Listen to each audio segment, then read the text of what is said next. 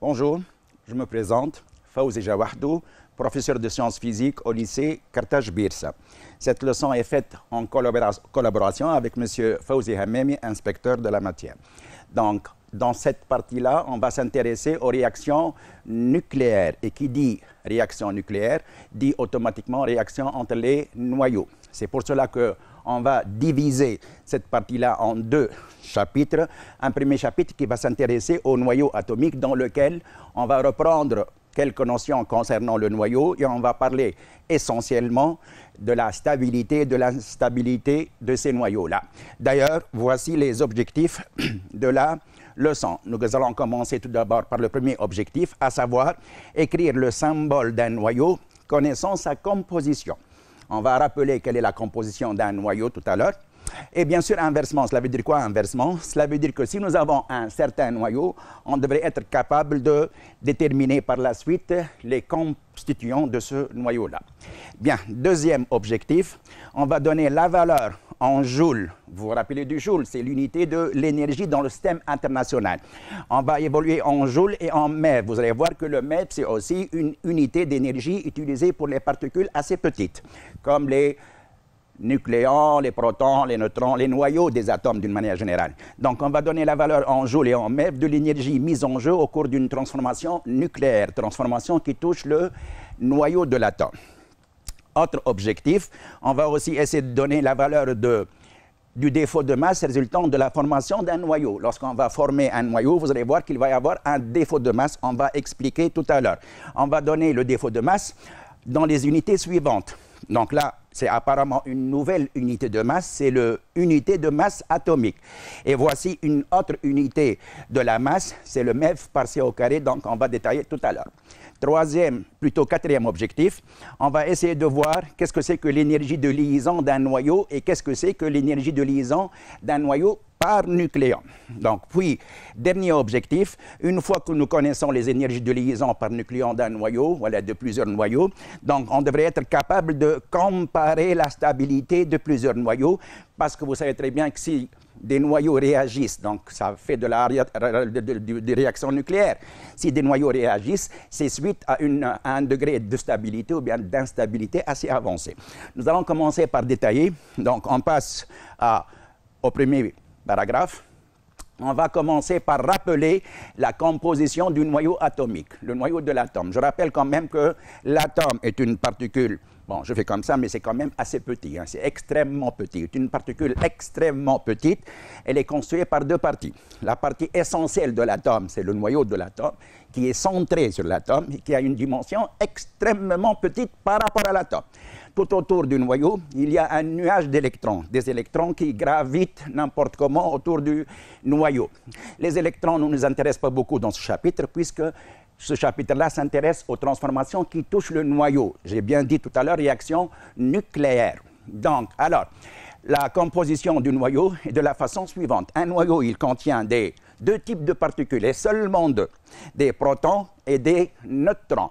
Les protons sont des particules chargées positivement et les neutrons sont des particules, comme leur nom le dit, sont des particules neutres. Mais attention, ces deux particules-là ont des masses. Et donc, vous allez voir que la radioactivité et le nucléaire, d'une manière générale, donc, est basé sur la masse de ces particules-là.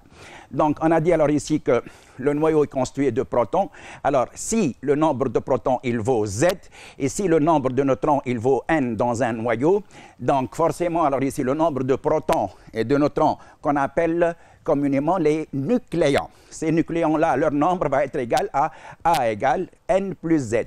Donc, en fin de compte, A représente le nombre de nucléons dans un noyau, N, c'est le nombre de neutrons, et Z, comme vous vous rappelez, ça constitue le nombre de protons, ça on vient de le dire, mais c'est aussi le nombre d'électrons dans le nuage. Laissons les électrons à part, c'est aussi le numéro de l'atome. On dit bien c'est le numéro atomique.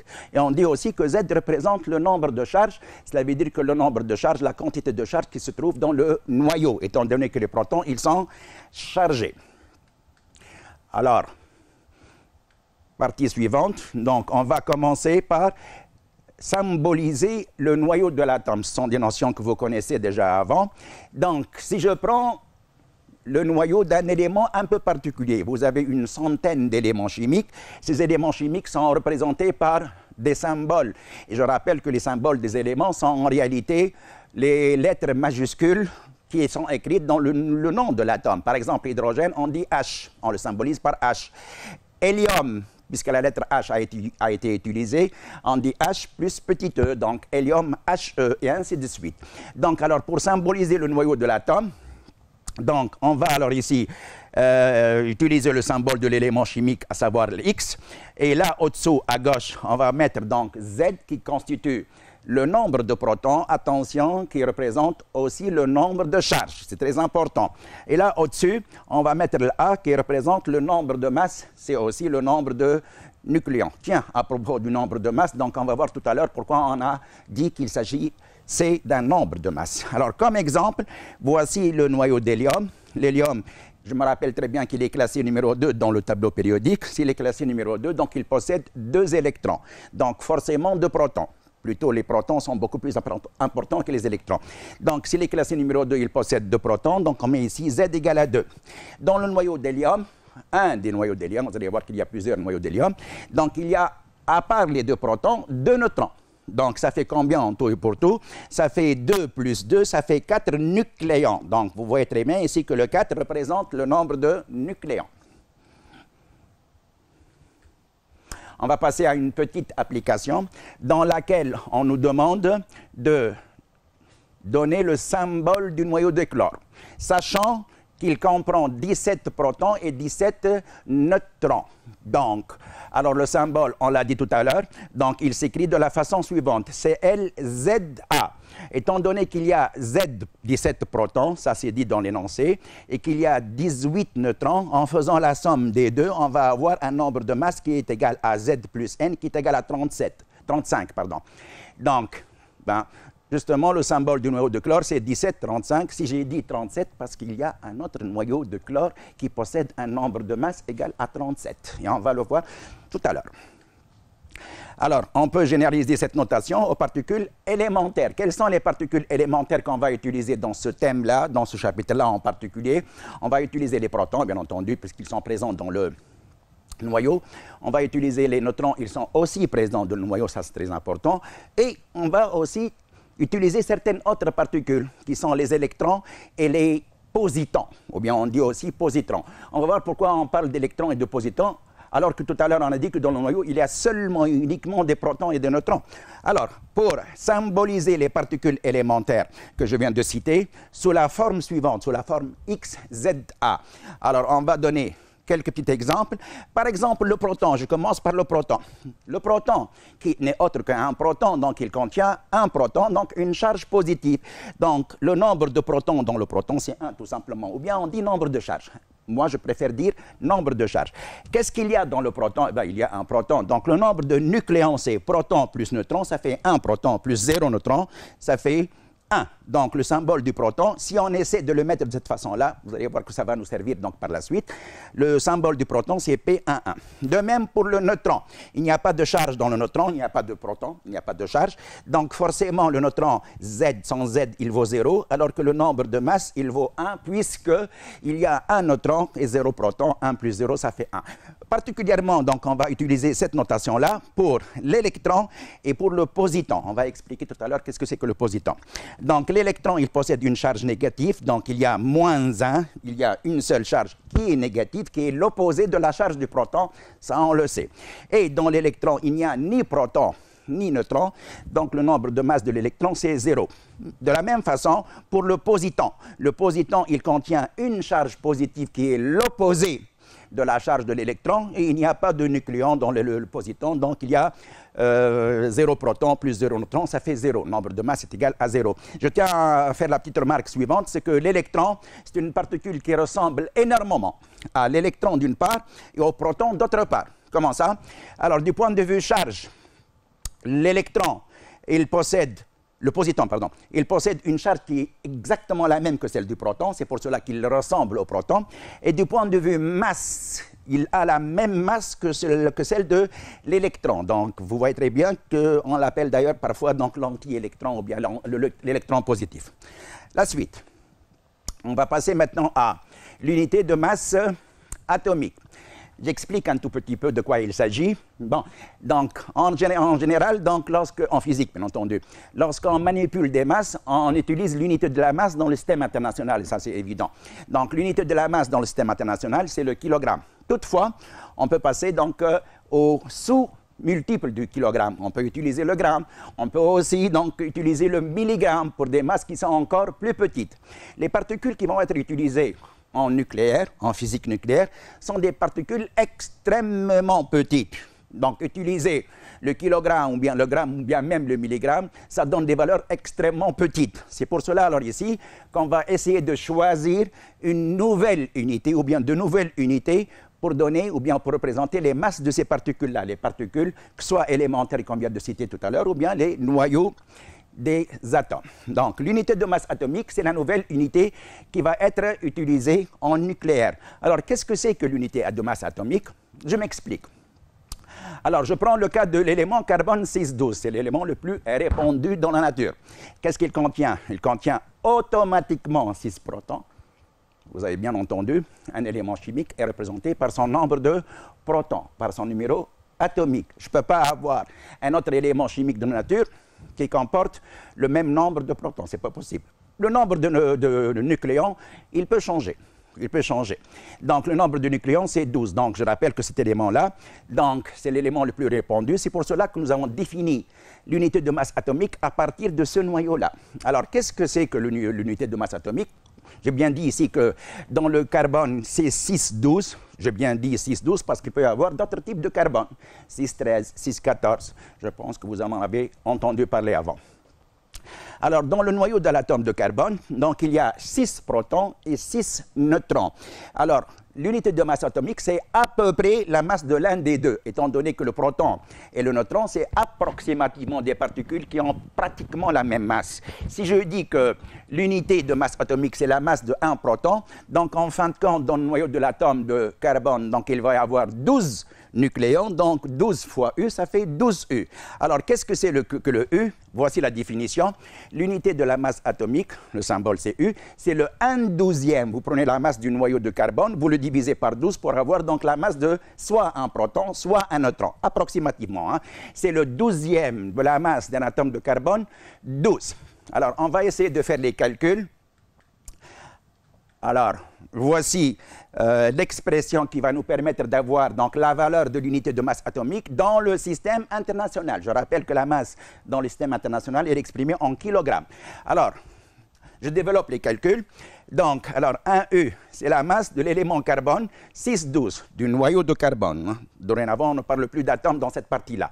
Donc, c'est la masse du noyau de carbone donc, auquel on divise par 12.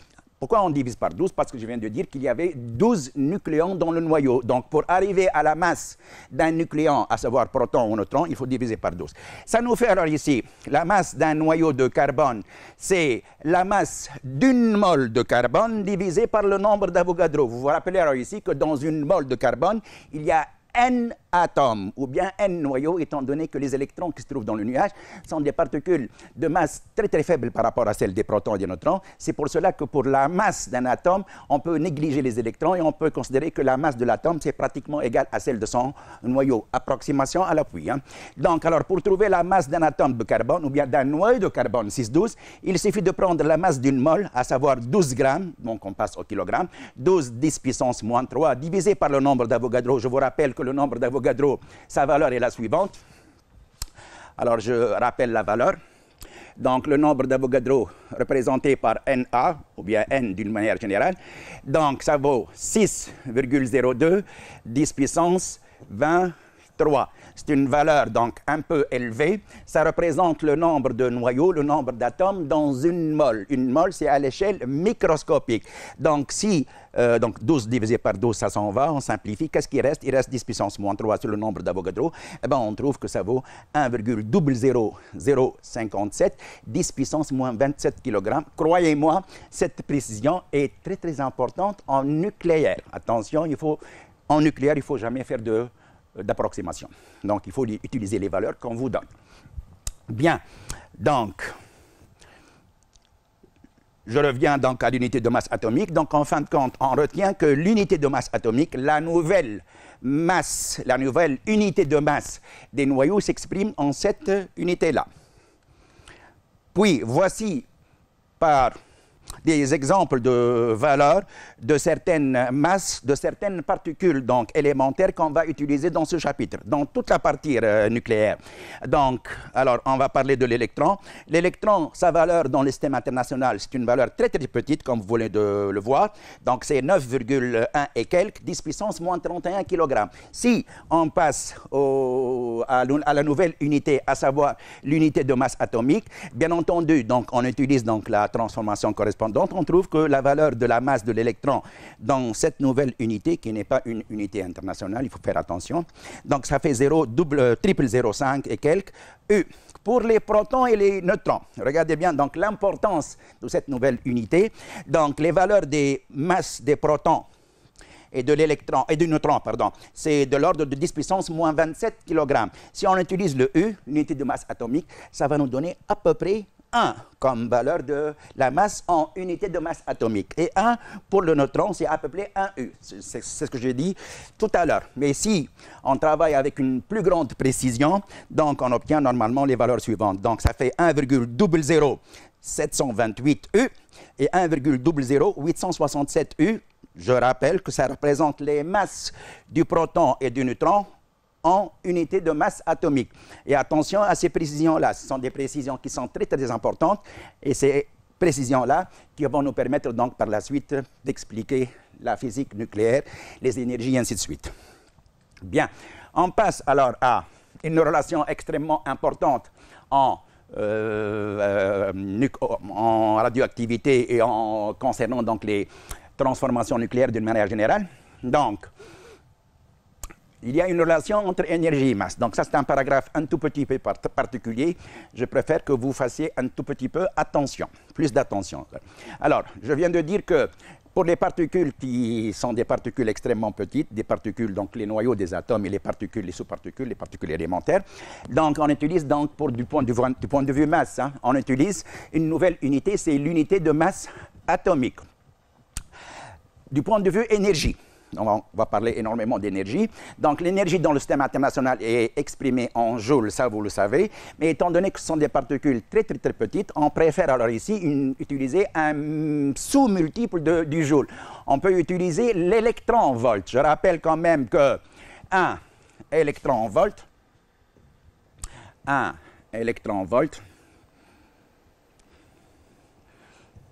EV, dans le système international, ça nous fait 1,6, 10 puissance moins 19 joules. Donc, vous voyez très bien que c'est une unité très, très, très petite. Vous allez voir qu'en physique nucléaire, donc les énergies sont exprimées plutôt non pas en quelques électronvolts, on dit EV, plutôt en quelques millions d'EV. C'est pour cela, alors ici, qu'on définit aussi le méga-électronvolt. Méga, cela veut dire 1 million. Donc, un méga-électronvolt, c'est 1 million d'électronvolts, 10 puissance 6 EV. Ce qui nous fait alors, en fin de compte, un méga-électronvolt, au lieu d'avoir 10 puissance moins 19, donc on va avoir 10 puissance moins 13, parce que là, on parle du MeV. Donc, le MeV, ou bien le EV, électronvolt, ou bien le joule, bien entendu, sont les unités d'énergie. Donc, c'est une nouvelle unité d'énergie utilisée donc, pour les toutes petites particules. Sinon, donc, on va avoir des valeurs très, très, très petites si on travaille en joule. Bien. Bien. Alors, l'énergie de masse. Qu'est-ce que c'est que l'énergie de masse? D'après Einstein, donc c'est le sauveur en physique après tout, c'est lui donc qui nous a donc par la suite essayé de trouver des solutions à beaucoup de problèmes en physique, bien sûr. il y a des dizaines et des dizaines d'années en arrière.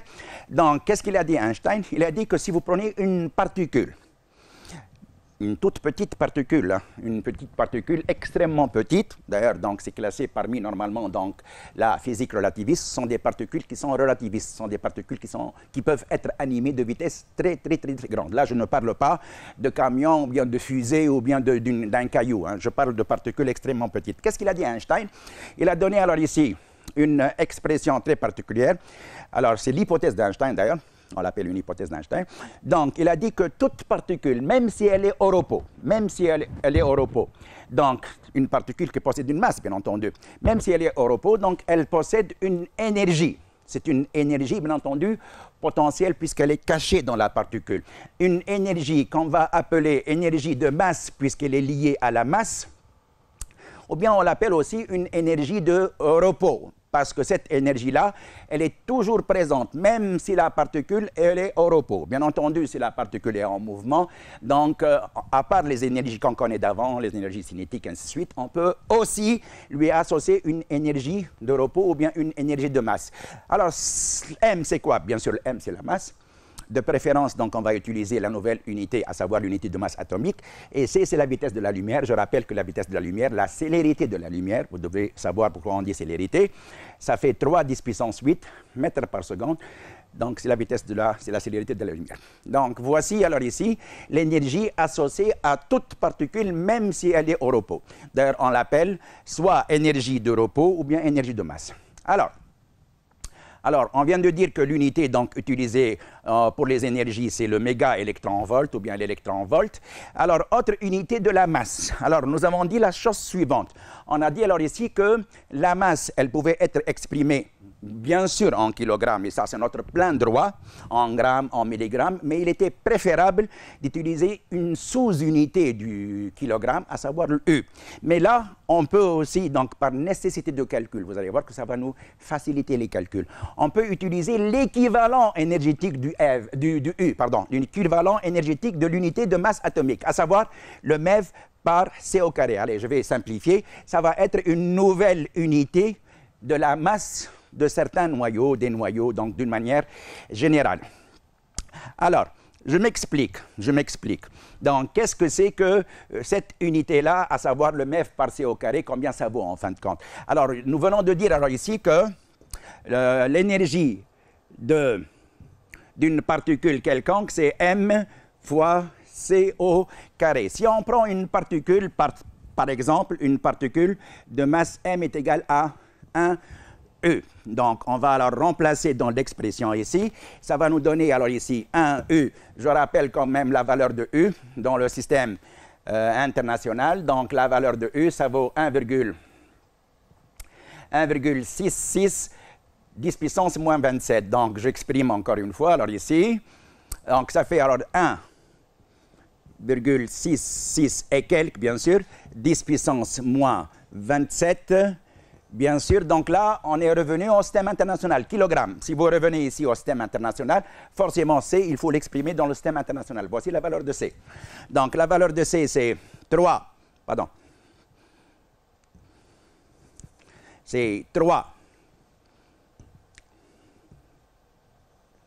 10 puissance 8 qu'il faut élever au carré.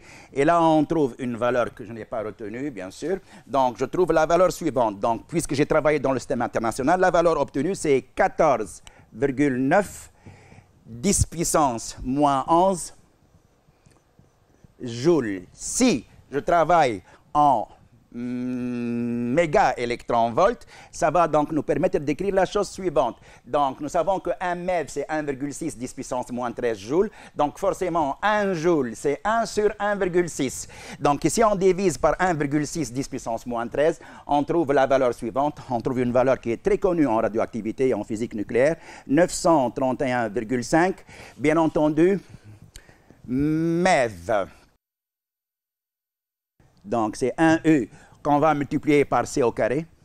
Et donc, ça nous fait alors ici 1E fois C au carré est égal à 931,5 mètres, ce qui nous donne alors ici par la suite que 1E, et on ramène C au carré de ce côté-là, ça fait 931,5 malheureusement j'écris ici, donc c'est MeV par C au carré. Donc, je reviens en arrière. Alors, donc j'ai bien dit alors ici que la nouvelle unité donc, des particules donc, en physique nucléaire, donc la nouvelle unité c'est le MeV par C au carré. Donc alors un MeV par C au carré, donc ça vaut alors ici 931,5 MeV par C au carré. D'ailleurs, voici un petit exemple. Si une particule elle possède une masse de valeur 8,5 MeV, donc elle possède une énergie de masse qui vaut 8,5 MeV, énergie de masse donc calculée à partir de cette expression-là. Alors forcément, alors ici, elle va posséder une masse qui est égale à 8,5 MeV par C au carré en divisant par C au carré. Donc c'est l'équivalence là. Hein. Donc c'est l'équivalence donc masse-énergie. Bien, on passe à la suite. Bien, voici quelques valeurs de certaines masses, de certaines particules donc, dans cette nouvelle unité, à savoir le MeV par C au carré. Donc, nous venons de dire tout à l'heure que 1U, ça nous fait 931,5 MeV par C au carré. C'est la valeur donc, de l'équivalent énergétique masse en E, masse en MeV par C au carré. Donc, dorénavant, ici, on peut exprimer la masse soit en E, soit en MeV par C au carré. Donc, 1E, ça fait 931,5 MeV par C au carré, comme on vient de le démontrer tout à l'heure. Maintenant, alors ici, si vous voulez, alors ici, qu'on exprime la masse du proton dans cette nouvelle unité, alors qu'est-ce qu'il suffit de faire? Il suffit de prendre cette masse-là en E et de la multiplier par 931,5. Et ça nous fait, alors ici, 938,280 MeV par C au carré. Vous allez voir, donc ça va nous faciliter les calculs. Même chose pour le neutron. Le neutron, donc, la masse en E, elle vaut 1,00867. Ça nous fait alors ici 939,573. Si on multiplie cette valeur-là par 931,5 MeV par C au carré. Bien. On passe à la suite. Alors, relation d'Einstein. Alors, qu'est-ce qu'il a dit alors ici, Einstein? Donc, il a dit la chose suivante. Donc, je vais être un tout petit peu long ici, donc ça demande une certaine explication. Donc, supposons alors ici qu'on va essayer de former un noyau à partir de ces nucléons pris séparément. Vous avez un noyau donc, qui contient des protons et des neutrons qui sont reliés ensemble. Donc, le noyau, il est compact, étant donné que dans le noyau, il y a une interaction un tout petit peu particulière que vous avez vue l'année dernière. C'est une interaction forte qui relie les nucléons les uns aux autres. Et pourtant, dans le noyau, il y a des forces de répulsion électrostatique, étant donné que dans le noyau, il y a des protons qui sont chargés tous les deux positivement, donc positif avec positif, ça se repousse. Donc, il y a une répulsion, une interaction répulsive due aux forces coulombiennes, bien entendu. Et pourtant, j'ai bien dit ici que malgré la présence de ces forces-là, le noyau est toujours compact. Donc, c'est que forcément, donc, il y a des forces qui assurent la cohésion du noyau. Donc, en fin de compte, je reviens donc à ce que j'ai dit tout à l'heure. Donc, j'ai dit que j'allais donc ici constituer un noyau à partir de ces nucléons pris séparément. Un noyau, donc, il a un symbole qui vaut, bien entendu, X, Z, A. Alors, pour constituer ce noyau, il suffit alors ici de regrouper des protons. Combien de protons? Bien entendu, Z protons. Z protons. Et il suffit aussi de regrouper des neutrons. Combien de neutrons? Bien entendu, la différence. Donc, ça nous fait alors ici A moins Z neutrons. D'accord? Donc, pour constituer un noyau, donc, on va regrouper ces particules-là.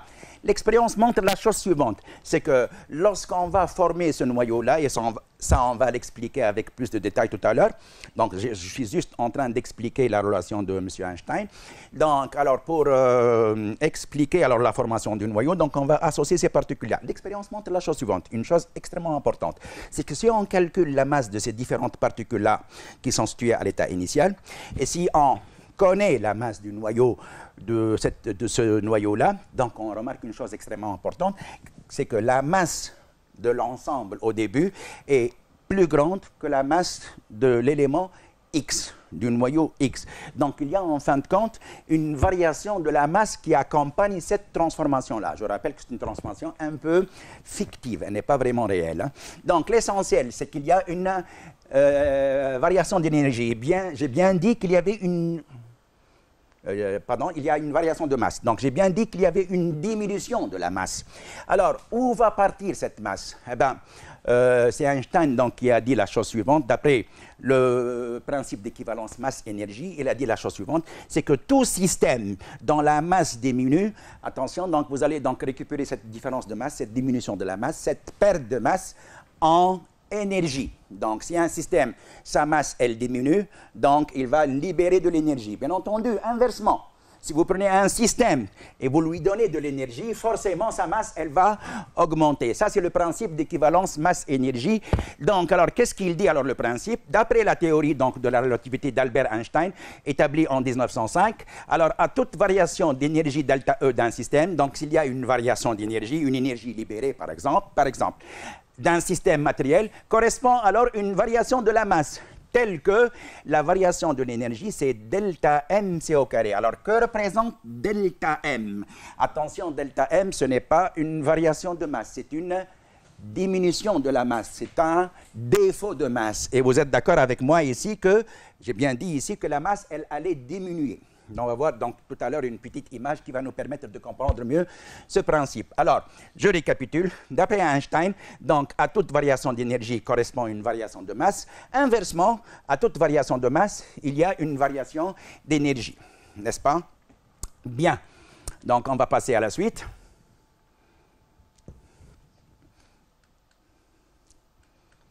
Bien.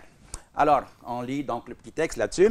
Alors, masse et énergie sont des grandeurs équivalentes. L'énergie peut se transformer en masse, c'est-à-dire se matérialiser sous forme de particules, ça on vient de le dire. Et inversement, s'il y a une perte de masse, ça entraîne forcément une libération d'énergie. Donc, automatiquement, si vous remarquez un jour, je parle en nucléaire, des particules extrêmement petites. Si vous remarquez un jour qu'il y a une diminution de la masse, donc il faut s'éloigner parce qu'il va y avoir libération d'énergie. Ça risque d'être assez grand comme perte d'énergie, comme libération d'énergie.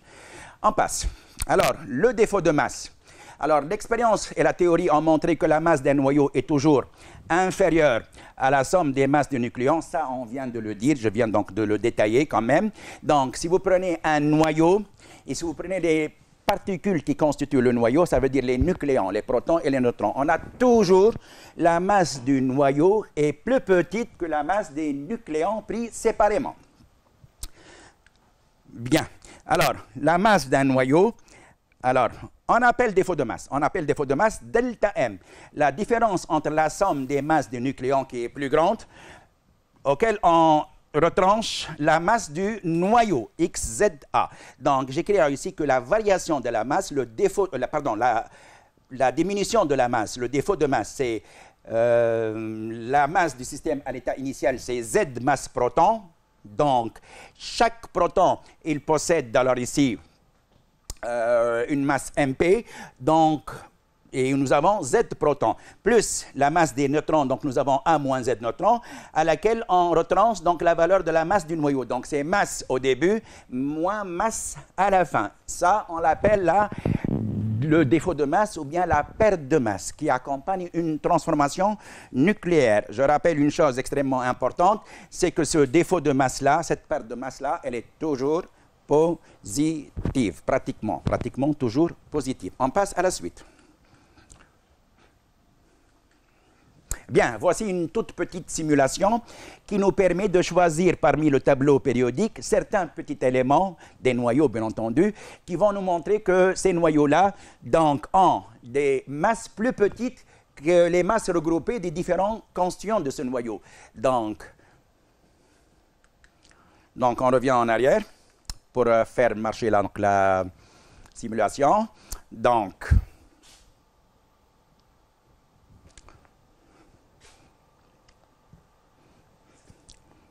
voilà.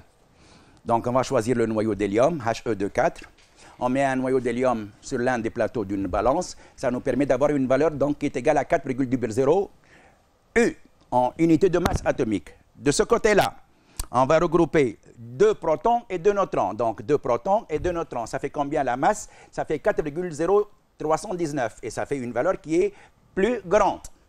On va essayer la même chose avec un autre donc, isotope, noyau. Je vais choisir le noyau de carbone. Sur le noyau de carbone, Je vais parler des isotopes tout à l'heure. Donc, on va choisir celui qui a un symbole C614. Donc, je mets le noyau de carbone sur le plateau de la balance à droite. La valeur de la masse, c'est pratiquement 14 U, unité de masse atomique. Et on va regrouper alors ici combien de protons? 6 protons. Et la différence, 8 neutrons. Donc, on met un paquet de protons et de neutrons de ce côté-là.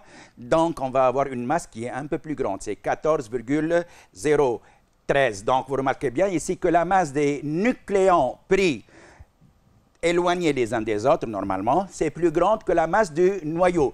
Donc, pour former un noyau, donc, vous voyez très bien qu'il y a une diminution de la masse qu'on vient d'appeler par défaut de masse. Donc, on passe à la suite. Et ça, c'est valable, bien entendu, pour tous les noyaux. Hein. Bien, juste une toute petite remarque avant de passer à cette partie-là. Donc, je viens de parler tout à l'heure donc, de la notion d'isotope. Je pense que vous connaissez ça.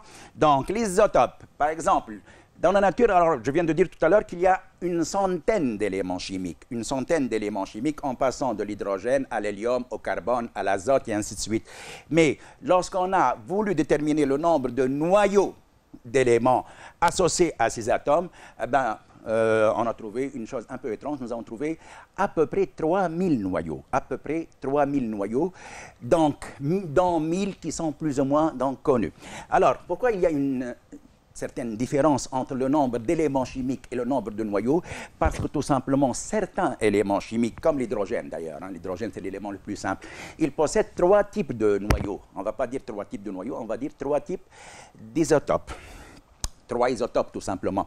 Donc je vais écrire donc les formules, les symboles de ces noyaux. Donc on va ensemble voir de quoi il s'agit, quelle est la différence. Donc, alors, voici quelques noyaux de l'élément hydrogène. Bien dit donc, il va s'agir de l'hydrogène. Hein. Donc l'hydrogène, alors ici, donc il possède le symbole du noyau suivant, H. 1, bien entendu, 1, on ne va pas en discuter puisque l'hydrogène est classé numéro 1, donc forcément il possède un proton, c'est classé numéro 1, et là on a un nucléon, cela veut dire que proton et neutron, ça fait 1 en tout et pour tout, donc il n'y a pas de neutron. Donc c'est l'élément hydrogène le plus répandu dans la nature. On peut parfois trouver un autre type d'hydrogène, c'est l'hydrogène 1, je vous apprends rien là-dessus, mais plutôt il y a 2. De quoi là? 2 nucléons. Donc 2 nucléons, cela veut dire qu'il y a un proton, ça va de soi, et un neutron. Donc là, d'ailleurs, on l'appelle le deutérium. Donc il est plus lourd que l'hydrogène H11, ça va de soi, puisque la masse, elle provient, la masse du noyau, hein, elle provient des nucléons, ça je l'ai dit tout à l'heure. Et là, il y a un seul proton, et là, il y a un proton et un neutron. On retrouve aussi le tritium. C'est quoi le tritium? C'est l'élément dont le symbole est H1, 3. Et là, vous remarquez bien alors ici que c'est toujours donc Z égale à 1, mais plutôt nous avons alors ici 3 nucléons. 3 nucléons dont 1 constitue un proton, et bien entendu le reste c'est 2 neutrons. Donc vous remarquez bien que dans la nature, donc l'hydrogène peut se présenter sous la forme de 3 types de noyaux. On les appelle des isotopes. Bien entendu, la majorité des éléments chimiques présentent des isotopes. Bien entendu, donc si on dit qu'il y a alors ici une centaine d'éléments chimiques, ça va de soi qu'avec ce nombre d'isotopes, donc le nombre de noyaux dans la nature va être assez grand. J'ai bien dit tout à l'heure qu'il y avait donc des milliers d'isotopes. Donc l'hydrogène, il en contient 3. Le carbone, il contient 3 qui sont très connus. Le carbone 6,12, le carbone 6,13 et le carbone, ça va de soi, 6,14. Vous connaissez le carbone 14, vous en avez entendu parler. L'hydrogène, il contient 3. Il y a des éléments qui possèdent des dizaines de types d'isotopes, comme le francium ou bien comme l'uranium et ainsi de suite. Donc, il présente beaucoup d'isotopes. On passe. Alors, nous sommes arrivés à l'application. Alors, qu'est-ce qu'elle dit, l'application? On nous demande de calculer le défaut de masse d'un noyau d'hélium, He2 en MeV par C au carré. Bien sûr, donc, la partie qui nécessite beaucoup de données, c'est la partie donc, nucléaire. Hein. Donc, on doit vous donner beaucoup de valeurs des noyaux, des masses des toutes petites particules, les transformations, il ne faut pas les retenir, donc, mais vous devez les connaître. Alors, on vous demande de calculer le défaut de masse. Le défaut de masse qu'on nous avons donc noté tout à l'heure par delta M. Alors, la suite.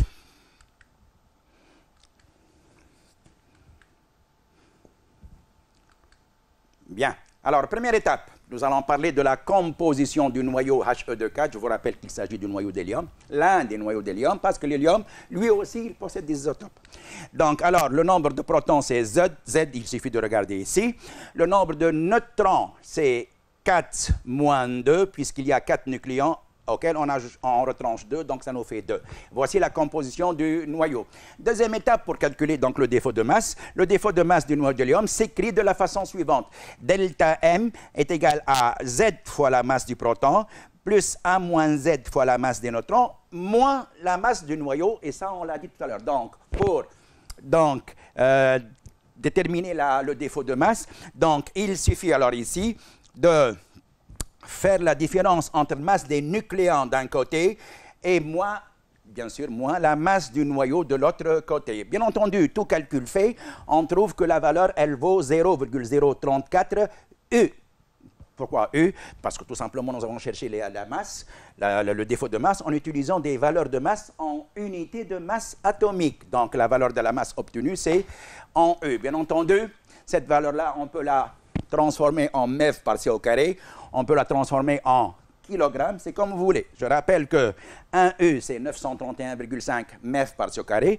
Je rappelle que 1 U, c'est à peu près 1,66 et quelques, 10 puissance moins 27 kg. Mais je préfère que vous la laissez comme ça. La valeur, donc, on va la laisser comme ça en U. On passe à la partie suivante. Donc, en connaissant, c'est ce que je viens de dire d'ailleurs, donc sachant que 1E est égal à 931,5 MeV par C au carré, donc alors le défaut de masse, alors il s'écrit de la façon suivante, si on remplace, ça fait 0,0300 et quelques, multiplié par 931,5, on trouve que la valeur c'est 28 et quelques MeV par C au carré, donc voici le défaut de masse qui accompagne le noyau d'hélium, lors de la formation normalement d'un noyau d'hélium. Partie suivante, énergie de liaison. De quoi il va s'agir alors là? D'une partie assez importante. Alors, en physique nucléaire, et spécialement, donc vous allez voir dans le chapitre prochain, les réactions qui concernent donc les transformations provoquées ou bien les transformations spontanées.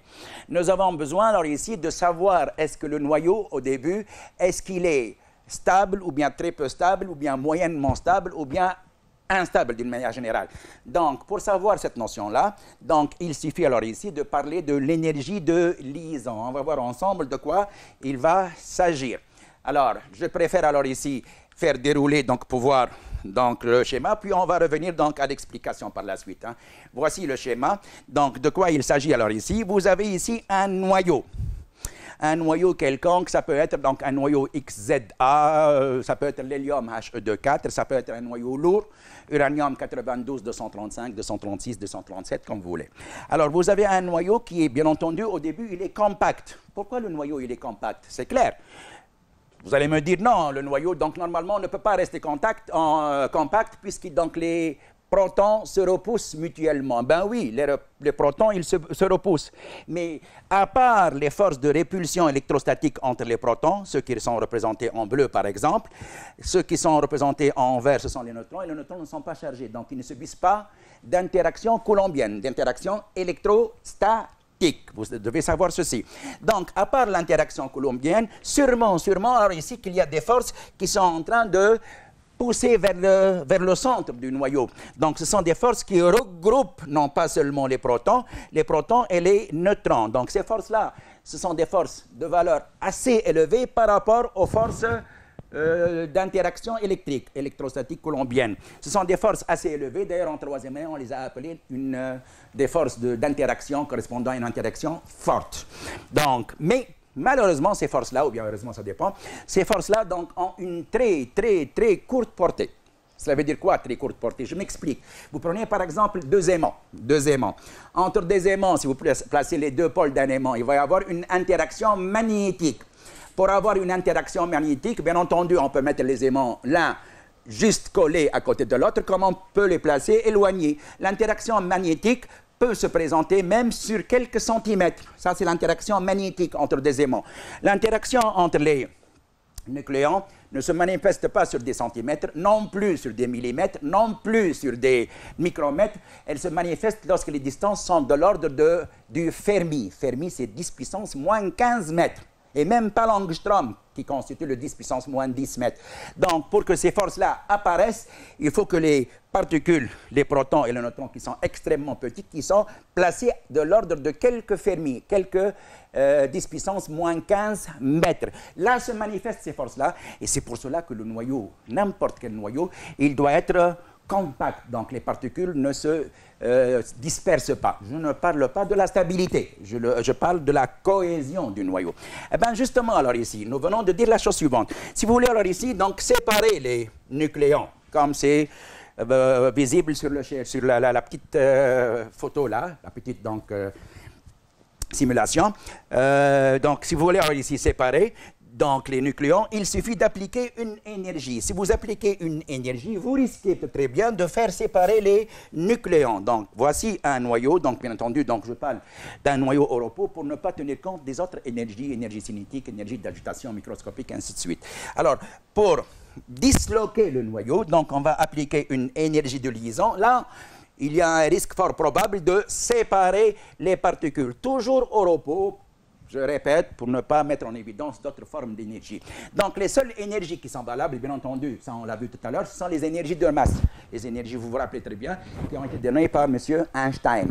Énergie de masse, énergie de repos. Alors, j'explique alors ici, qu'est-ce que c'est que l'énergie de liaison? L'énergie de liaison d'un noyau atomique XZA, noté EL, bon, notation, c'est pas vraiment très grave, c'est l'énergie nécessaire pour dissocier ce noyau-là en ses nucléons séparés et au repos. Donc, vous vous rappelez de la figure, hein? Donc, vous prenez un noyau, vous appliquez une certaine forme d'énergie, les nucléons vont se séparer. D'ailleurs, l'expression de l'énergie de liaison est la suivante. Alors là, je préfère ici expliquer avec un petit calcul. Hein, avec un petit calcul. Regardez bien. Donc, lorsque on réalise une transformation, comme celle qu'on vient de voir maintenant, il faut toujours appliquer un principe extrêmement important en physique. C'est le principe de la conservation de l'énergie. Il n'y a jamais d'énergie, donc différente d'énergie donc, lors d'une transformation. Alors, je vais appliquer le principe de la conservation d'énergie. Je rappelle le schéma, regardez bien le schéma. Donc, alors, vous avez donc ici la transformation. Donc, ça, c'est l'état initial et ça, c'est l'état final. Je vais alors essayer d'écrire le principe de la conservation de l'énergie. Au cours de chaque transformation, il va y avoir conservation de l'énergie. À gauche, qu'est-ce que vous avez comme énergie? Vous avez l'énergie du noyau. Nous venons de dire tout à l'heure que l'énergie d'un noyau, c'est son énergie de masse. J'écris alors ici la chose suivante. Donc, vous avez à gauche, hein, l'énergie du noyau, c'est E0 du noyau, ou bien E du noyau XZA, plus, on va appliquer la conservation d'énergie, plus l'énergie qui va être appliquée sur le noyau, donc plus l'énergie de liaison qu'on a notée par L. D'accord? Alors, il doit y avoir donc ici une certaine égalité. Nous avons dit qu'il va y avoir une conservation d'énergie. Et là, qu'est-ce que vous avez? Vous avez des particules qui sont au repos. Alors, qu'est-ce que vous avez? Vous avez des protons qui sont, par exemple, représentés en vert. Combien vous avez de protons? Vous avez Z protons. Donc, ça fait Z fois E protons, énergie de masse. Qu'est-ce que vous avez encore? Des neutrons. Combien vous avez de neutrons? Vous avez ici A moins Z neutrons. Chaque neutron possède une énergie E N. Donc, si on tire alors de ce côté-là l'énergie de liaison, ça va nous donner alors ici Z fois l'énergie de masse d'un proton plus A moins Z, énergie de masse d'un neutron, moins l'énergie du noyau, bien entendu, X, ZA. Donc, si on remplace chaque énergie de masse par son expression, et vous savez très bien que l'énergie de masse, d'après Einstein, c'est mc au carré. En mettant c au carré en facteur, qu'est-ce qu'on trouve? Qu'est-ce qu'on retrouve? On trouve que l'énergie de liaison, c'est Z fois masse proton plus A moins Z fois masse neutron moins masse de X, le tout fois c au carré. Que représente en fin de compte cette expression-là? Nous l'avons vu tout à l'heure. C'est tout simplement c'est le défaut de masse que nous avons vu tout à l'heure. Donc c'est delta m fois c au carré. Donc, alors, je reviens alors un peu en arrière. Donc, qu'est-ce que c'est que l'énergie de liaison? Donc, la définition, on l'a vu. C'est l'énergie qu'il faut fournir à un noyau pour séparer tous ses nucléons. Elle est égale à quoi, l'énergie de liaison? Elle est égale à tout simplement défaut de masse du noyau. Vous prenez donc le défaut de masse du noyau, vous le multipliez par c au carré. Donc, c'est pour cela, alors ici, que nous allons avoir l'expression suivante. EL égale Z fois masse proton plus 1 moins Z masse neutron moins masse de X fois C au carré, je viens de le démontrer. Et ça nous fait tout simplement le défaut de masse multiplié par C au carré. On passe à la suite. Alors, application, calculer en MeV et en joules, c'est pas grave, donc le joule, donc on va essayer de calculer en MeV. L'énergie de liaison d'un noyau de lithium, L3,7. Li3,7 de masse totale, ça c'est la masse du noyau. Hein. Alors les données sont les suivantes, bien entendu il faut qu'on donne donc ici la masse du proton, la masse du neutron et l'unité de masse atomique, quelle est sa transformation en MeV par C au carré, n'est-ce pas?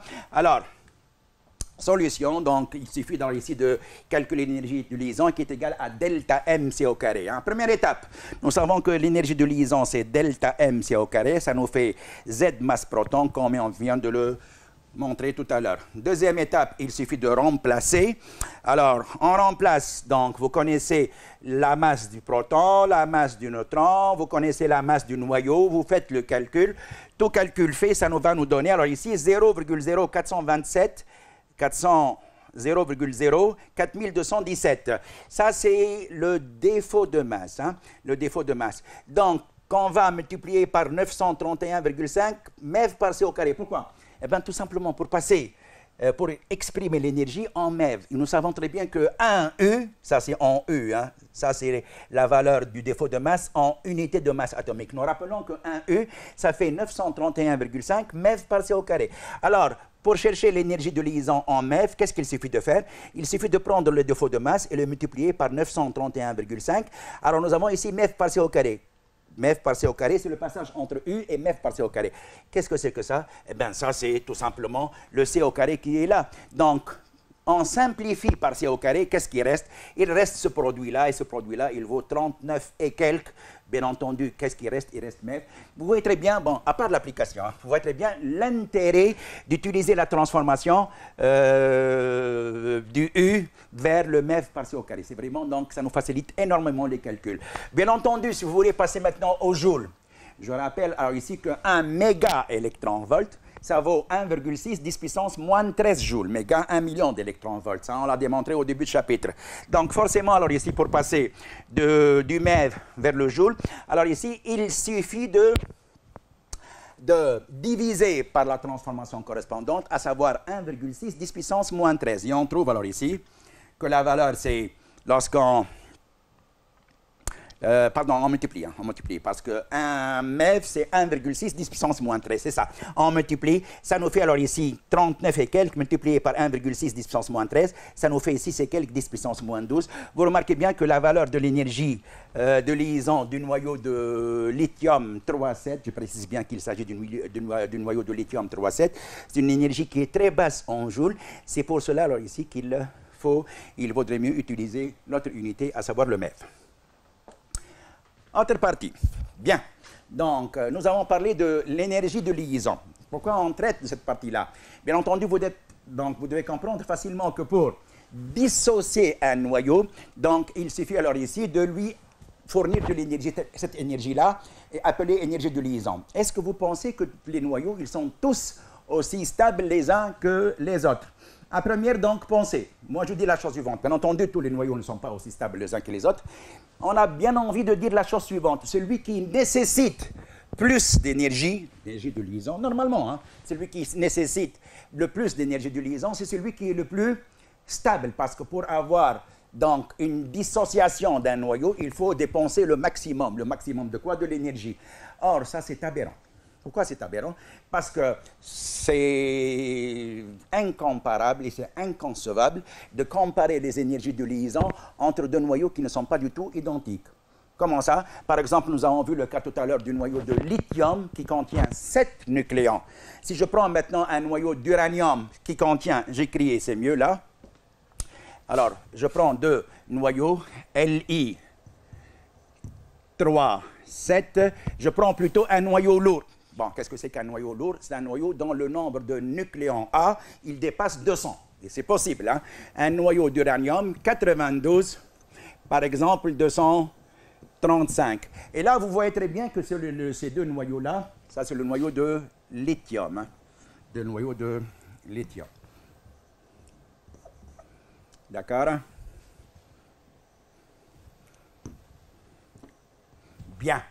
Donc, il est inconcevable de comparer les énergies de liaison que nous avons définies tout à l'heure pour la simple raison, ce noyau-là est beaucoup plus volumineux, beaucoup plus massif que celui-ci. Bon, je ne pense pas qu'il est donc raisonnable de comparer ces deux noyaux-là à partir de leur énergie de liaison.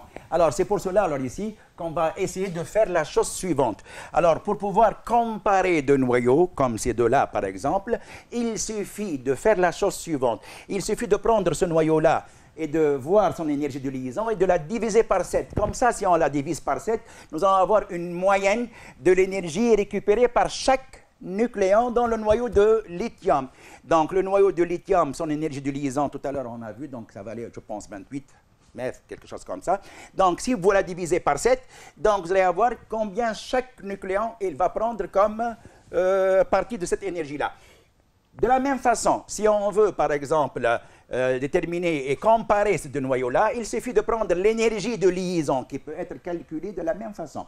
Il suffit de prendre l'énergie de liaison et de la diviser par 235. Alors ça nous pousse à définir ce qu'on appelle par l'énergie de liaison par nucléon. Alors, qu'est-ce que c'est que l'énergie de liaison par nucléon? Je pense que vous avez compris le principe. Donc, l'énergie de liaison par nucléon d'un noyau XZA, noté EA, bon, est le rapport de son énergie de liaison, que nous avons défini tout à l'heure, par le nombre de masse A. Alors, pourquoi on fait ça? Pour la simple raison, pour pouvoir donc par la suite comparer entre les deux noyaux. Et je donne l'expression en fin de compte. Donc, l'énergie de liaison par nucléon, c'est l'énergie de liaison, tout simplement, divisée par le nombre de nucléons. Étant donné que l'énergie de liaison est exprimée en méga-électronvolts, par exemple en MeV, alors forcément, l'énergie de liaison par nucléon, elle aussi, est exprimée par MeV. Ça, c'est juste un nombre, ça représente le nombre de nucléons. Et maintenant, alors, on va parler de la stabilité. Donc, on va récapituler. Alors, de quoi il s'agit? Parmi les nucléides qui existent, seuls certains sont stables. Ça, on l'a dit. D'autres, bien entendu, ne sont pas stables. Donc, certains noyaux sont stables, les autres sont plus ou moins instables. La cohésion d'un noyau, donc, le noyau, comment il est, est-ce qu'il est très compact ou bien très peu compact? La cohésion d'un noyau est liée à l'existence d'interactions antagonistes et complexes. Interaction antagoniste, cela veut dire que se comportent de façon opposée, plus ou moins, rivale, si vous voulez. Alors, il y a deux interactions. Alors, il y a les interactions nucléaires fortes, qu'on vient de citer, et qui sont attractives, elles relient les particules au noyau, qui sont très intenses, mais malheureusement, elles sont, ou bien heureusement, comme je l'ai dit tout à l'heure, de très courte portée. Alors, et la portée, c'est 10 puissance moins 15 mètres, et 10 puissance moins 15, ça fait le Fermi. Alors, elle lie entre les nucléons, ces interactions-là nucléaires fortes, elles relient les nucléons. Il y a une interaction, une deuxième interaction, on l'a cité tout à l'heure. Alors, les interactions coulombiennes, qui sont responsables de la répulsion entre protons. Pourquoi protons seulement? Parce que les protons, ils sont chargés positivement. Alors, si vous voulez ici comparer deux noyaux, il suffit de calculer l'énergie de liaison par nucléon, pas seulement l'énergie de liaison. Il faut donc prendre l'énergie de liaison et la diviser par le nombre de nucléons. Et on passe alors aux critères de stabilité d'un noyau. Alors, l'expérience a montré que le noyau le plus stable est celui dont l'énergie de liaison par nucléon est la plus grande. C'est normal, donc ici, pour déstabiliser un noyau, plus vous dépensez de l'énergie, plus ce noyau-là, on a bien envie de dire qu'il est donc le plus stable possible. Donc, alors le noyau le plus stable, c'est celui qui possède l'énergie, ou bien l'énergie de liaison, ou bien l'énergie de liaison par nucléon qui est la plus grande possible. Et ça va nous permettre alors ici de parler d'une courbe très importante en physique, assez connue d'ailleurs, c'est la courbe de M. Aston, alors qui résume ces critères de stabilité. Dans cette courbe-là, alors, qu'est-ce qu'il y a? Il y a un certain graphe qui représente deux axes très simples. Ça, c'est l'axe des abscisses qui représente le nombre de nucléons. Vous avez le nombre de nucléons que vous pouvez lire au-dessous.